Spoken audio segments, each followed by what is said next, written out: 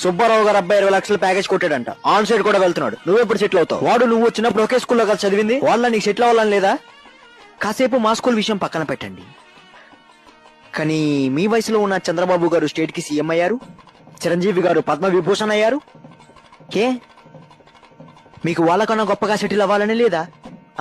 మా వయసులో ఉన్నోళ్ళని, జాబ్ రానోళ్ళని ఏ ఫంక్షన్ లో ఎలా కెలకాలో, ఎలా కాన్ఫిడెన్స్ తీయాలో మీకు తెలుసు. ఎంట్రీ లెవెల్ ప్యాకేజ్ కోసం అమీర్పేటలో మేము నానా సంఖ్యలో నాకుతుంటే అండమానికి ఆన్ సైడ్ వెళ్ళమంటారు మీరు. ఏదో స్టార్టప్ లో పని నేర్చుకుంటుంటే ఎంఎన్సీలో పని చేస్తేనే మనిషిగా గుర్తిస్తారు. మీ ఓల్డేజ్ లో టైంపాస్ కోసం, ఎవడు ఎప్పుడు సెటిల్ అయ్యాడన్న సర్వే కోసం మీ గోళ మీదే. మీరే కాదు, ఏ ఒక్క అంకుల్ గారు లాజికల్ గా ఆలోచించాడు. లాజికల్ గా ఆలోచించే ఏకైక జనరేషన్ మాది. Struggling generation. ఎప్పటికైనా మా బతుకులు మార్చుకునేది మేమే.